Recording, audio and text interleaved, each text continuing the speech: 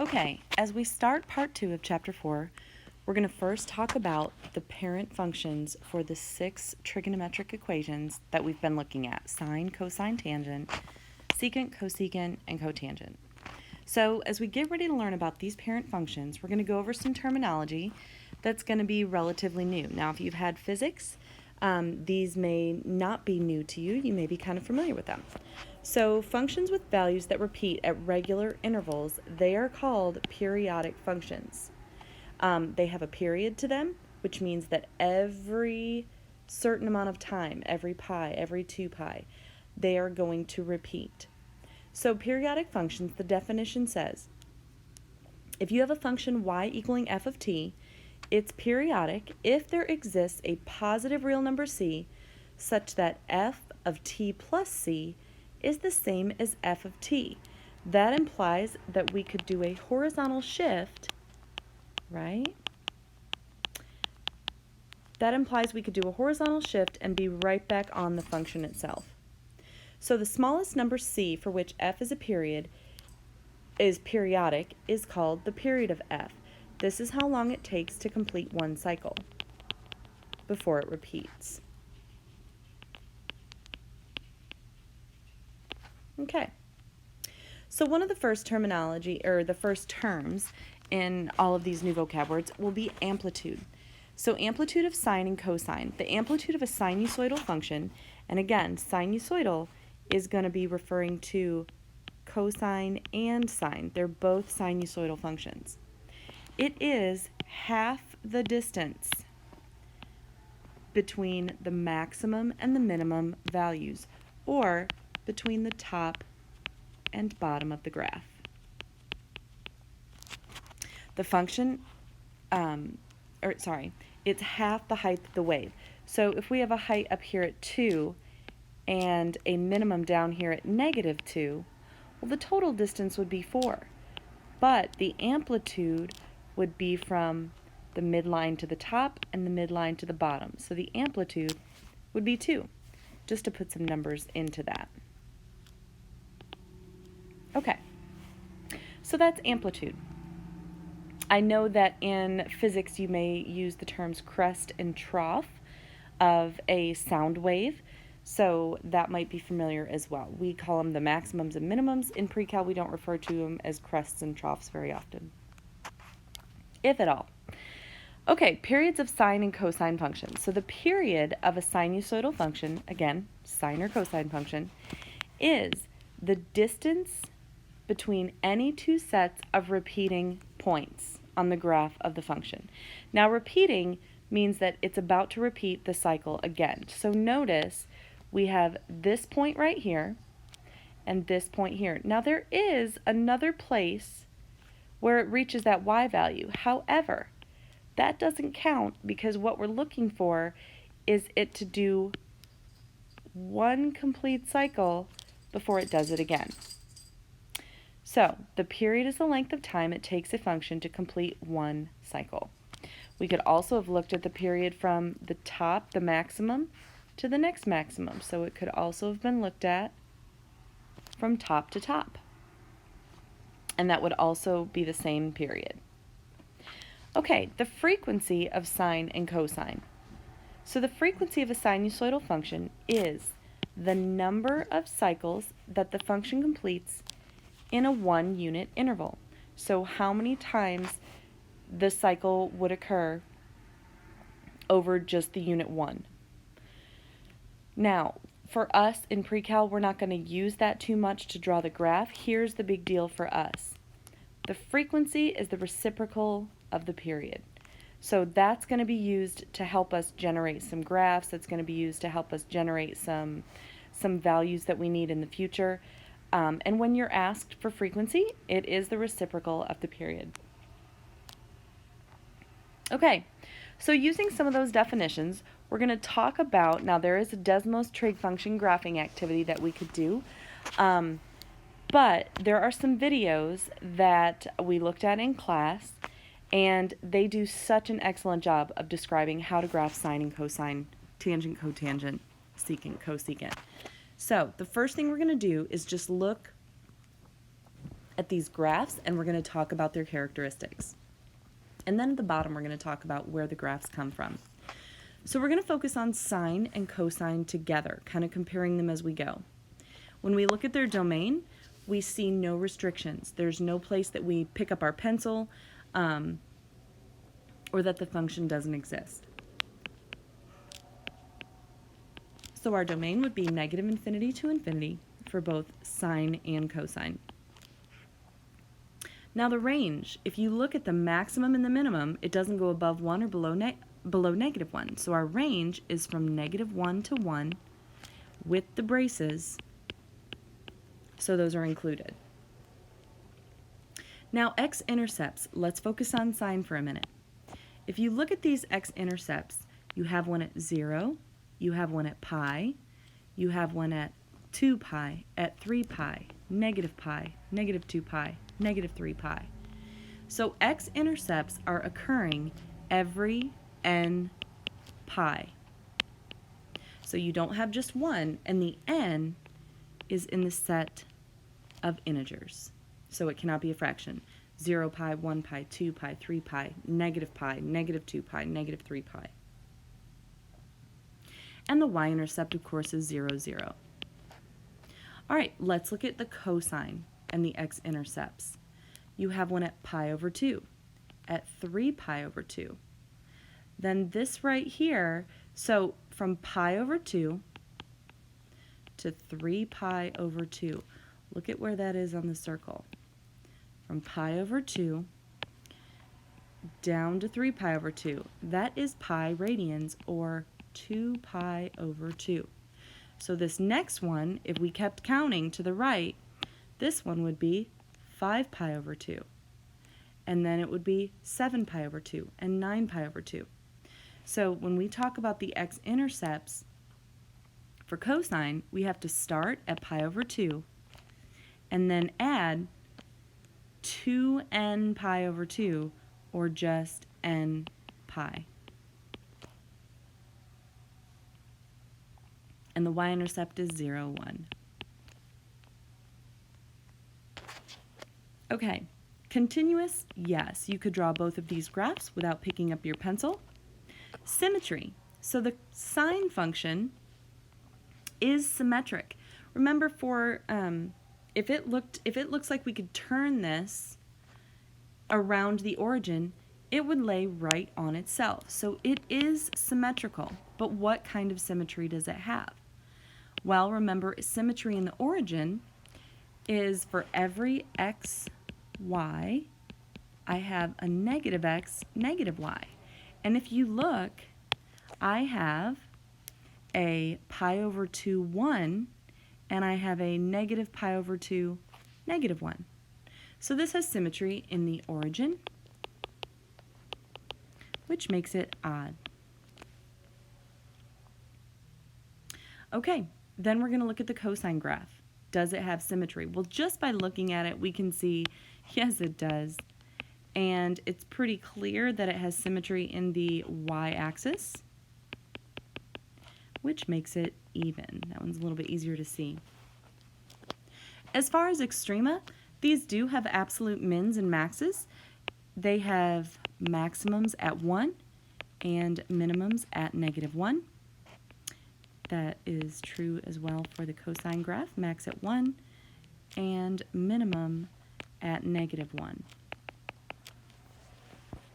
Okay, end behavior. With end behavior, we're talking about limits.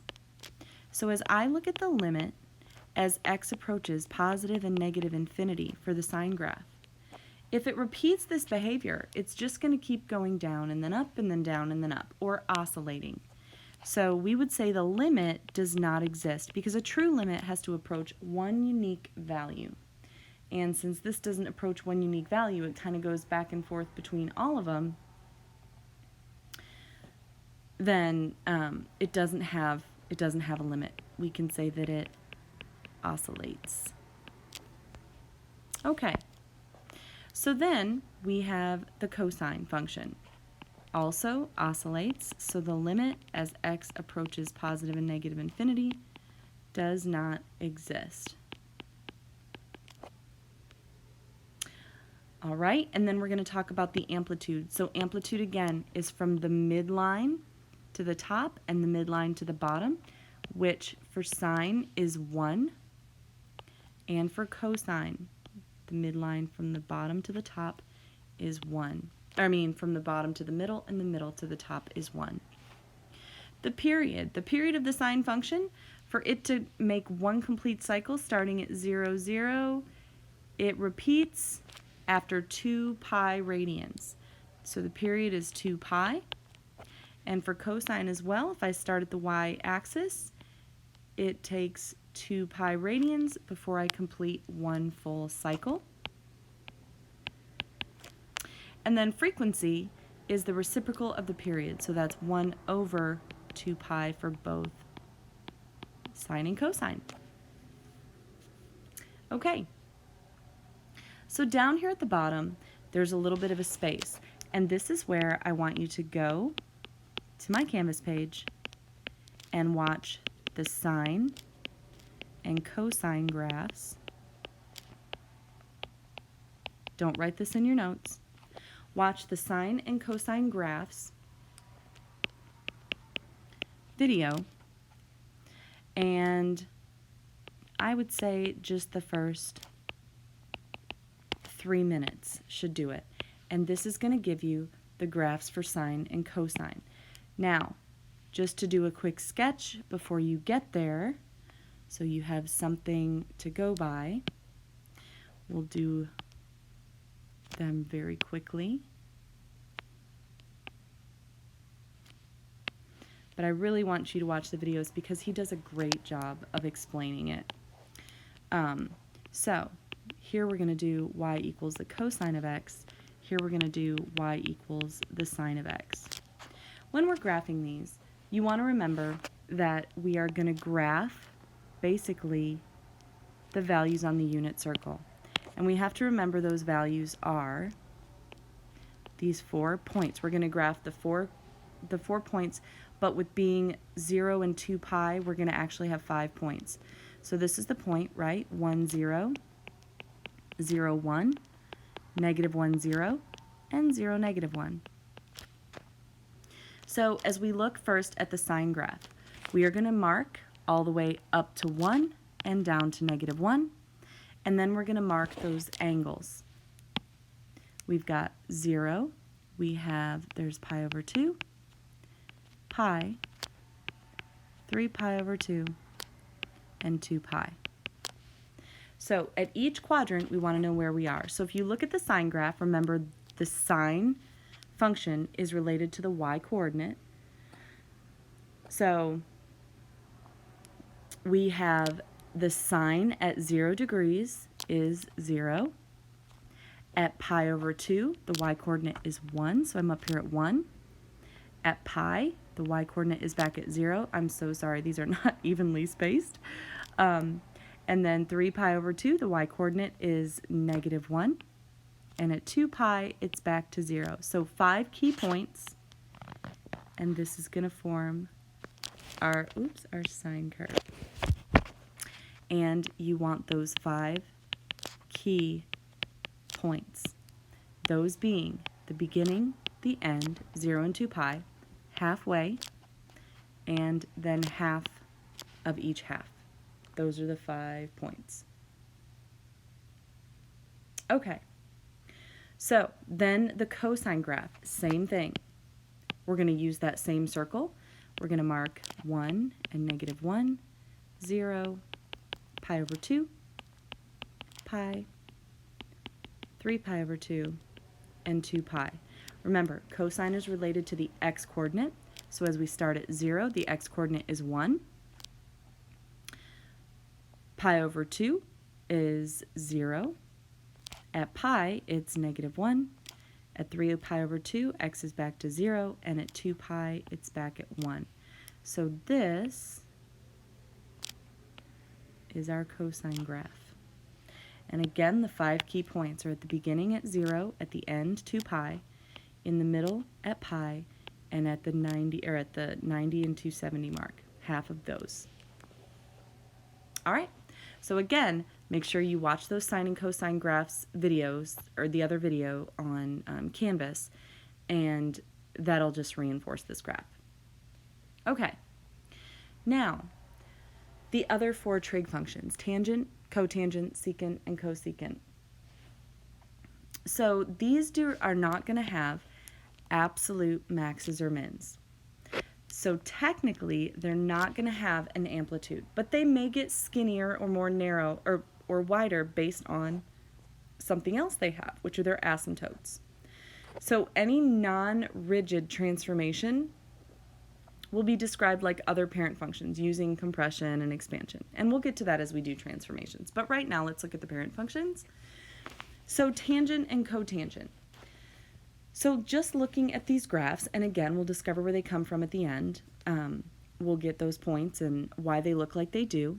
So the domain, as we look at the tangent and the cotangent, the best way to describe the domain is really by saying what the x values cannot be, or what theta cannot be.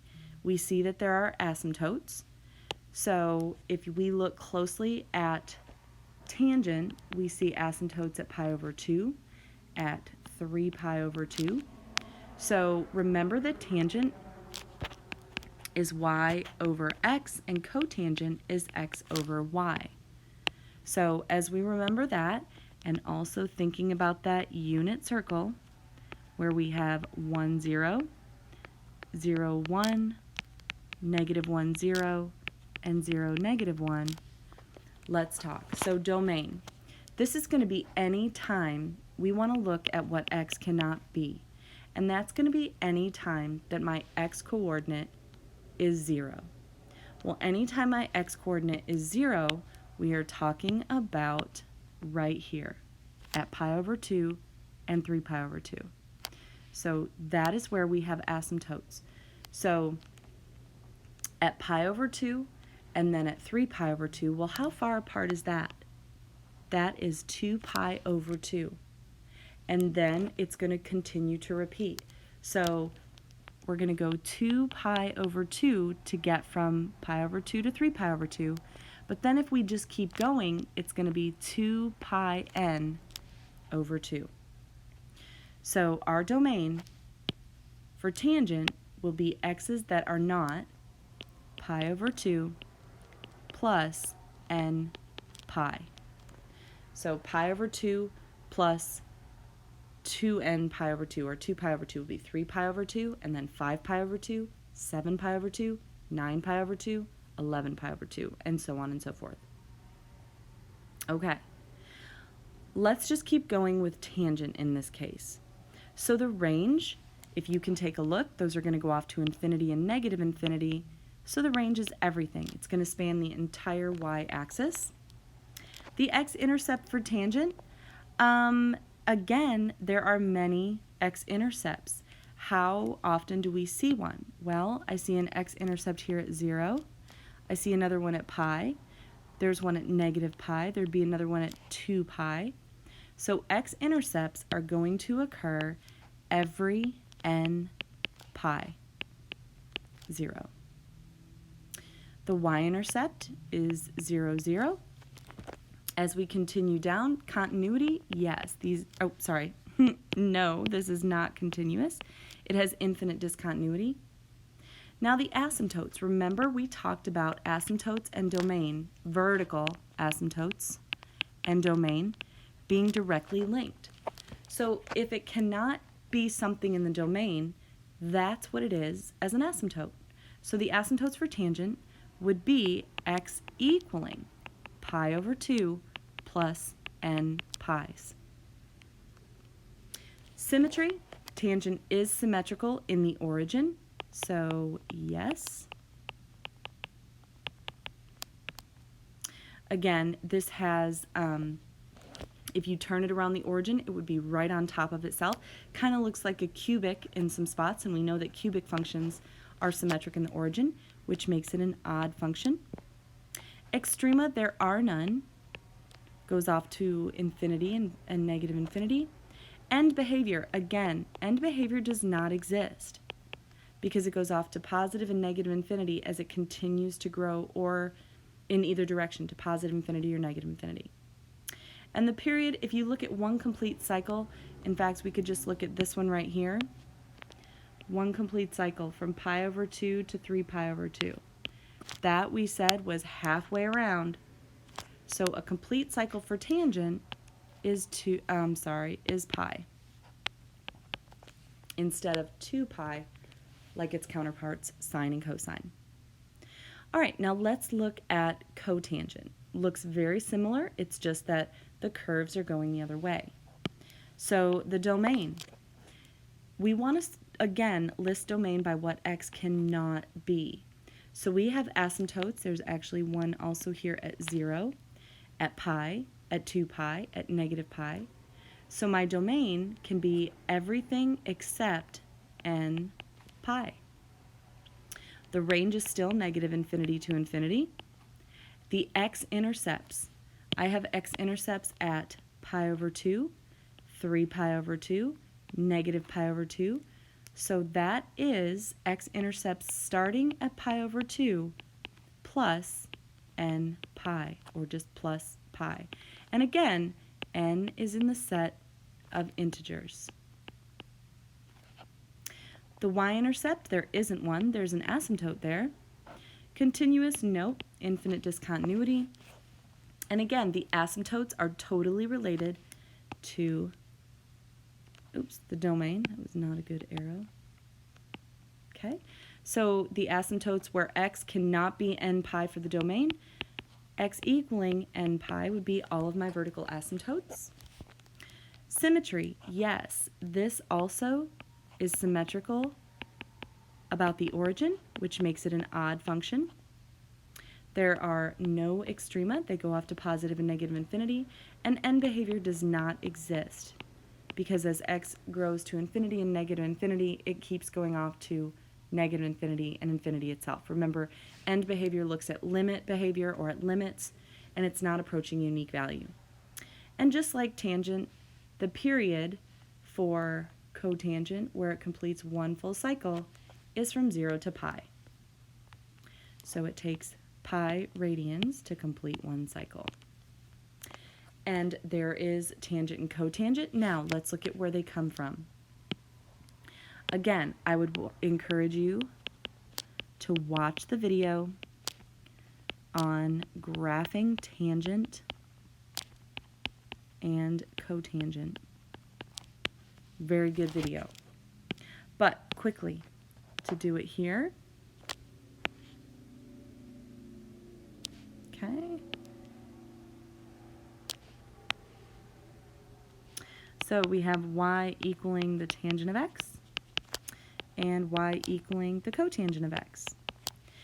What you want to remember is that tangent of x is y over x, cotangent is x over y.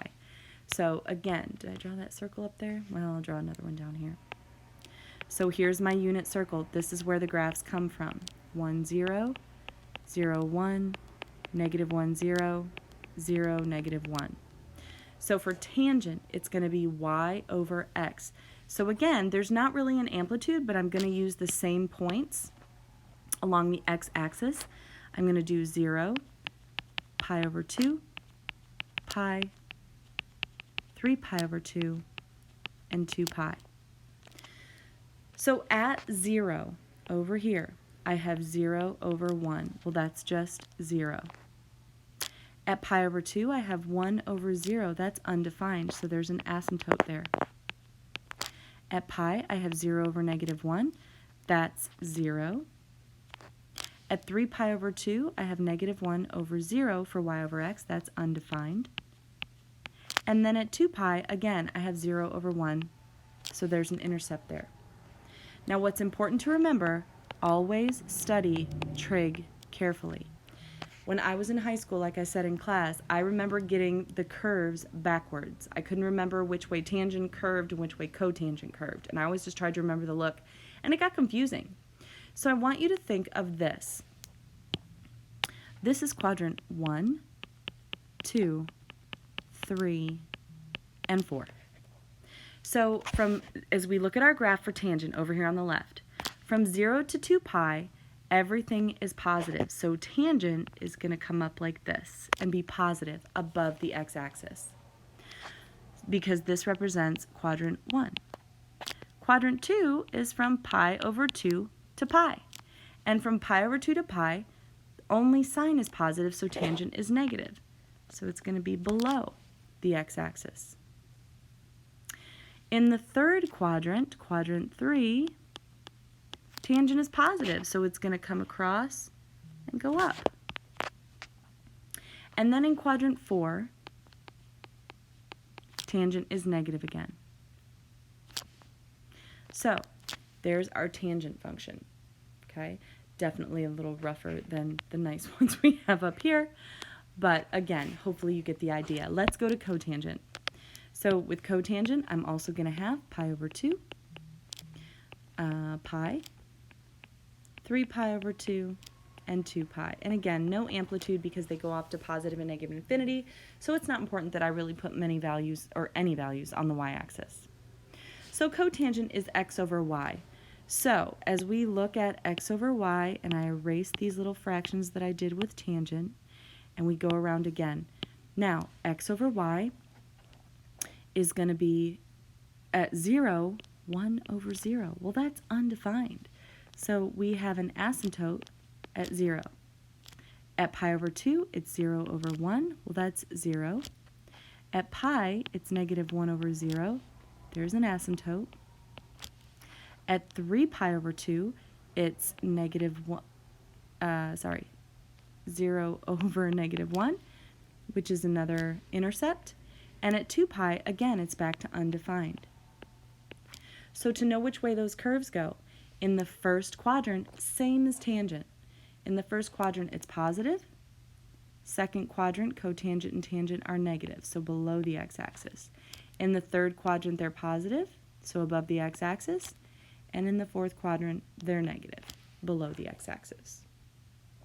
And there are your graphs for tangent and cotangent and where they come from. Last but not least, we have secant and cosecant. So these are the reciprocal functions of cosine and sine. So we know that secant is 1 over cosine, cosecant is 1 over sine. So just looking at these graphs, not talking about where the graphs come from yet, we're just going to look at the graphs and we're going to determine some things that we know about these graphs and their characteristics. So as we look at the domain for cosecant, this first one, I see that it has an asymptote, a vertical asymptote at 0, and at pi, and at 2 pi, and at negative pi. So x cannot exist at the n pi's.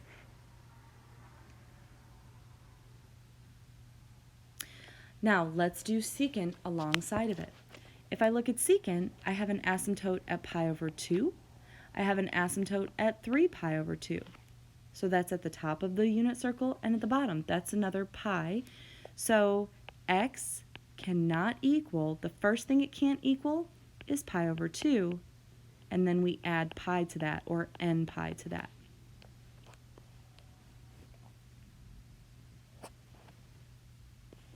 Okay. Now, keeping in mind, as long as n is in the set of integers, I keep forgetting to write that, sorry guys. Okay. Now the range, what's interesting with this is that in between negative 1 and 1, that's where sine and cosine had their range. But secant and cosecant don't have a range in between negative 1 and 1. They don't have any values. So the range is going to be negative infinity up to and including negative 1, and then 1 to infinity for both of them. Negative infinity up to and including negative 1, and then 1 to infinity, including 1. As far as x-intercepts, they don't even come close. There are no x-intercepts for either secant or cosecant.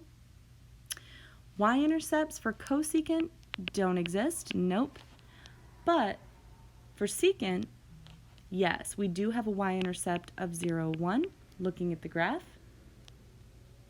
Continuity, no. These are discontinuous. They have infinite discontinuity. Asymptotes. Let's look at, on the left, cosecant. It has, again, this is related to the domain. It has asymptotes at every n pi. As we look at secant, this is going to have asymptotes at every pi over 2 plus n pi. There will be all of my asymptotes. As far as symmetry, cosecant, yes, this has symmetry in the origin, which makes it odd. And the secant also has symmetry, but that's in the y-axis, which makes it even. Extrema, there are no extrema, because really we're talking about absolute, and there are no absolute extrema. End behavior, or the limits. As this goes off to infinity and negative infinity, the limits or the end behavior, it doesn't exist. There is no limit. There is no value that it approaches. And the period, as you look at, let's say, cosecant, one complete period is a U that opens up and a U shape that opens down. That's one complete period. So that is 2 pi for cosecant. And as we look at secant, if I go from, I can actually start here and do half a U, then a whole upside down U, and then the other half of that upright U, and that once again is from 0 to 2 pi. Okay, so now we're going to graph. Again, I would like for you at this time to watch the video on Canvas with our friend Zach on graphing secant and cosecant. Just the first couple minutes, maybe the first 3 minutes, to understand again where these parent functions come from. So let's take a look.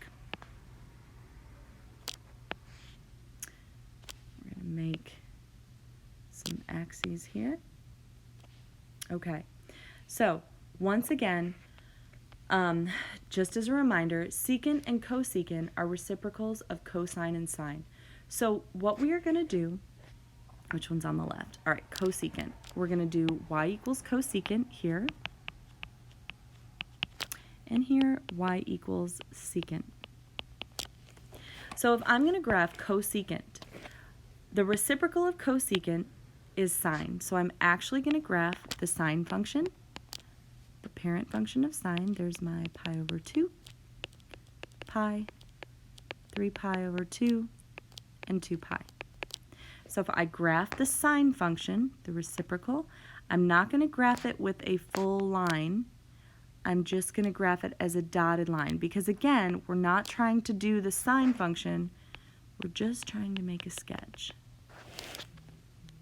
of that, so that from that we can get the cosecant function. Okay, so there's my sine function. Cosecant is the reciprocal of that. So the reciprocal of cosecant, or the reciprocal of sine, let's take a look. If I have these values, here I'm at 0. Well, the reciprocal of 0 is actually going to be, if I got 0 because it was 0 over 1, the reciprocal is going to be undefined. As I move to pi over 2, the value is 1. Well, the reciprocal of 1 is 1, so I'm actually going to share that value. At pi, I had negative 1, 0, so that would be, oh, well, it's negative 1, 0 for, let me stay consistent with what I said there. So for sine, this value, that ratio for sine, was 0 over negative 1. So if I do the reciprocal of that, I have another asymptote here for cosecant. Then at 3 pi over 2 for sine, the value was negative 1. Well, the reciprocal of that is still negative 1. And then at 2 pi for sine, that was 0, 1, just like at 0. And so when I do that reciprocal, it is undefined.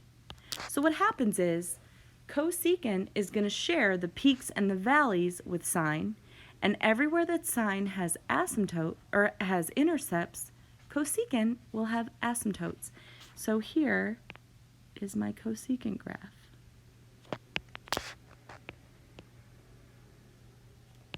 And it's not what's in red, it's just what's in blue. And then you can go back and you can erase. Oh, didn't mean to do that. There. Ah, lost my 2. Okay, so that's actually cosecant. All right, now we're going to do the secant graph. So again, this is a reciprocal of cosine. So I'm going to actually start by drawing the cosine graph lightly. My pi over 2, pi, 3 pi over 2, and 2 pi. So the cosecant starts at 1, goes to 0, goes to -1, back to 0, and then 2 pi. So this is my cosine graph. And the same thing. Now, when I look at the reciprocal, for cosine to be 1 at 0, it was just the x-coordinate. But so that was for cosine.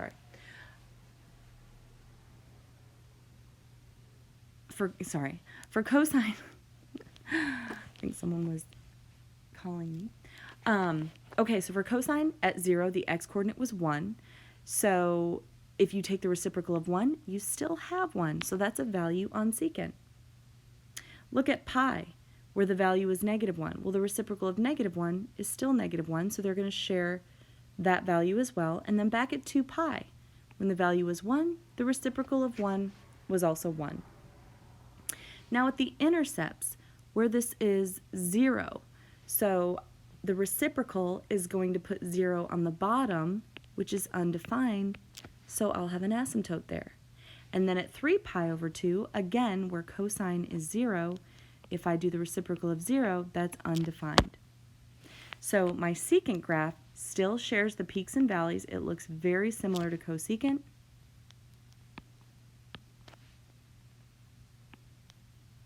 But it's just shifted a little bit. And there is your secant graph. Okay, so this takes us through the 6 parent functions for trig equations. The next time we get back to this, we'll start doing transformations.